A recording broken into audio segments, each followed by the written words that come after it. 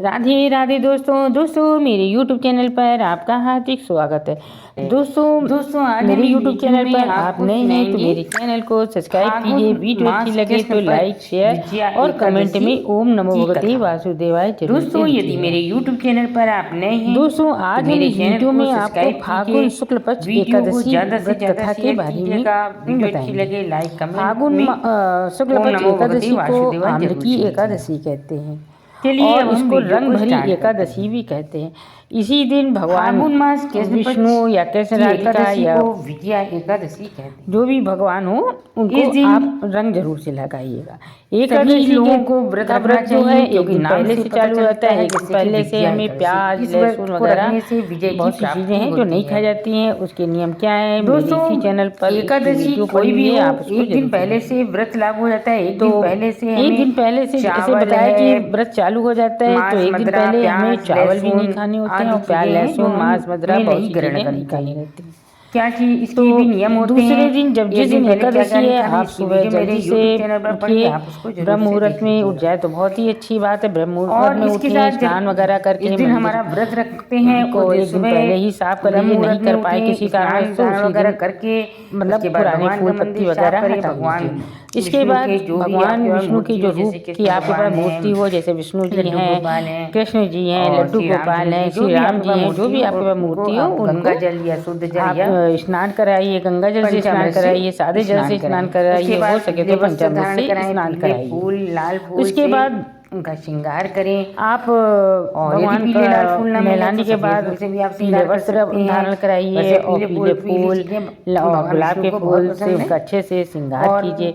और भी सुगंधित फूल हैं जो भगवान को चढ़ते हैं उनसे आप पूरे दिन श्रृंगार कीजिए और फलहार का भोग लगाइए। इस दिन विष्णु सूक्ता और विष्णु सहस्त्र नाम का पाठ बैठे बोलते रहें ओम नमो भगवते वासुदेवाय। एकादशी व्रत की जो कथा है वो दिन आपको उससे ही पूरा व्रत पाठ करना चाहिए। चलिए हम आज आपको आम्रकी एकादशी व्रत की कथा सुनाते हैं। इस तरह से आप भगवान विष्णु की जय हो। पूरे दिन आप सूत जी ने 88,000 ऋषियों को संबोधित करते हुए कहा हे ऋषियों एक बार की बात है महान राजा मानधाता ने वशिष्ठ जी से पूछा हे वशिष्ठ जी यदि आप मुझ पर प्रसन्न हैं तो ऐसे व्रत की कथा करिए जिससे मेरा कल्याण हो। महर्षि वशिष्ठ जी बोले हे राजन सब व्रतों से उत्तम और अंत में मोक्ष देने वाला आनंद आ रहा था कि उनका मंत्र राजा मानधाता ने कहा हे मुनिवर इस आम्रकी एकादशी के व्रत की उत्पत्ति कैसे मधुसूदन इस व्रत के करने की विधि क्या है ये वेदों के क्या नाम है कृपा करके इसका सब की क्या विधि है मुझसे विस्तार मुझे इसके विषय में भी मुनि वशिष्ठ ने कहा हे नृपश्रेष्ठ मैं तुम्हारे बोले विस्तार से इस व्रत का वर्णन करता हूँ। फागुन मास के व्रत फागुन एकादशी का नाम शुक्ल पक्ष में होता है। इस व्रत के मनुष्य को विजय से समस्त पाप नष्ट हो जाते हैं। विजया एकादशी के महात्मा के श्रवण 1000 गोदान के के बराबर है। आम्रकी की महत्ता उसके एक समय देव ऋषि नारद ने जगत पिता ब्रह्मा जी से कहा उत्पत्ति भगवान विष्णु के श्रीमुख से हुई है। अब मैं आपसे एक पौराणिक कथा कहता हूँ उसे ध्यानपूर्वक सुनो। वैदिक नामक एक नगर था। उस नगर में ब्राह्मण वैश्य क्षत्रिय शूद्र चारों वर्ण आनंद पूर्वक रहते थे। नगर में सदैव वेद ध्वनि गूंजा करती थी। उस नगरी में कोई भी पापी दुराचारी नास्तिक आदि न था। उस नगर में चैत्ररथ नामक चंद्रवंशी राजा राज्य करता था। वह महान विद्वान तथा धार्मिक वृत्ति का था। उसके राज में कोई भी दरिद्र तथा कंजूस नहीं था। उस राज्य के सभी निवासी विष्णु भक्त थे। वहाँ के व्रत से बालक तक सभी निवासी प्रत्येक एकादशी का व्रत करते थे। एक समय फागुन मास के शुक्ल पक्ष की आम्रकी नामक एकादशी आई। उस दिन राजा से प्रजा तक व्रत से बालक तक सबने हर्ष सहित उस आदमी का व्रत किया। राजा अपनी प्रजा के साथ मंदिर में आकर कुंभ स्थापित करके तथा धूप दीप नैवेद्य पदरत्न नक्षत्र आदि से धात्री का पूजन करने लगे।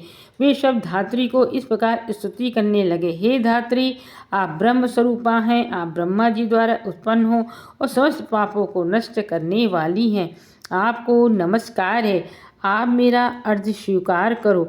आप श्री रामचंद्र जी के द्वारा सम्मानित हैं।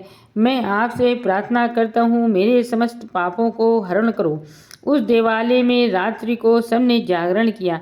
रात्रि के समय उस जगह एक बहेलिया आया। वह महापापी तथा दुराचारी था। अपने कुटुंब का पालन वह जीव हिंसा करके करता था। वह भूख प्यास से अत्यंत व्याकुल था। कुछ भोजन पाने की इच्छा से वह मंदिर के एक कोने में बैठ गया। उस जगह विष्णु भगवान की कथा तथा एकादशी महात्म्य सुनने लगा। इस प्रकार उस बहेलिये ने समस्त रात्रि को अन्य लोगों के साथ जागरण कर व्यतीत की। प्रातःकाल होते ही सभी लोग अपने अपने घर को चले गए।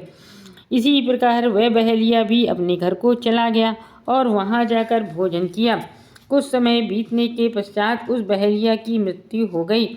उसने जीव हिंसा की थी। इस कारण हालांकि वह घोर नरक का अधिकारी था, किंतु उस दिन आम्लिकी एकादशी के व्रत तथा जागरण के प्रभाव से उसने राजा विदुरथ के यहाँ जन्म लिया। उसका नाम वशुरथ रखा गया। बड़ा होने पर वह चतुरंगणी सेना सहित तथा धन्य धान्य से युक्त होकर 10 सहस्त्र ग्रामों का पालन करने लगा। वह तेज में सूर्य के समान, कांति में चंद्रमा के समान, वीरता में विष्णु भगवान के समान और क्षमा में पृथ्वी के समान था। वह अत्यंत धार्मिक, सत्यवादी, कर्मवीर और विष्णु भक्त था। वह प्रजा का समान भाव से पालन करता था। दान देना उसका नित्य का कर्तव्य था। एक दिन राजा वसुरथ शिकार खेलने के लिए गया। दुर्योग से वन में वह रास्ता भटक गया और दिशा का ज्ञान न होने के कारण उसी वन में एक वृक्ष के नीचे सो गया। उसी समय पहाड़ी डाकू वहां आए और राजा को अकेला देखकर मारो मारो का उच्चारण करते हुए राजा वसुरथ की ओर दौड़े। वे डाकू कहने लगे कि इस दुष्ट राजा ने हमारे माता पिता पुत्र पौत्र आदि सभी संबंधियों को मारा है तथा देश से निकाल दिया। अब हम इसे मारकर अपने अपमान का बदला लेना चाहिए। ऐसा कहकर वे डाकू राजा को मारने लगे और उस पर अस्त्र शस्त्र का प्रहार करने लगे। उनके अस्त्र शस्त्र राजा के शरीर पर गिरते ही नष्ट हो जाते और राजा को पुष्पों के समान प्रतीत होते थे। कुछ देर बाद विधाता की करनी ऐसी हुई कि उन डाकुओं के अस्त्र शस्त्र उन पर उल्टा प्रहार करने लगे, जिससे वे मूर्छित हो गए। उस समय राजा के शरीर से एक दिव्य देवी प्रकट हुई। वह देवी अत्यंत सुंदर थी तथा सुंदर वस्त्रों तथा आभूषणों से अलंकृत थी। उसकी भ्रुकुटी टेढ़ी थी। उसकी आँखों से लाल लाल अग्नि निकल रही थी। वह उस समय काल के समान प्रतीत होती थी। उसने देखते ही देखते उन सभी डाकुओं को काल के गाल में पहुंचा दिया। जब राजा की नींद टूटी तो उन डाकुओं को मरा हुआ देखकर सोचने लगा कि इन दस्यु को किसने मारा, मेरा इस वन में कौन हितैषी रहता है। तब राजा वसुरथ ऐसा विचार कर रहा था, तभी आकाशवाणी हुई, हे राजन, इस संसार में विष्णु भगवान के अतिरिक्त तेरी रक्षा कौन कर सकता है। इस आकाशवाणी को सुनकर राजा ने विष्णु भगवान को प्रणाम किया, फिर अपने नगर को वापस आ गया और सुखपूर्वक राज्य करने लगा। महर्षि वशिष्ठ बोले, हे राजन, ये सब आम्लिकी एकादशी के व्रत का प्रभाव था। जो मनुष्य एक भी आम्लिकी एकादशी का व्रत करता है वह प्रत्येक कार्य में सफल होता है और अंत में विष्णु धाम को जाता है। भगवान विष्णु की शक्ति हमारे सभी संकटों को काटती है।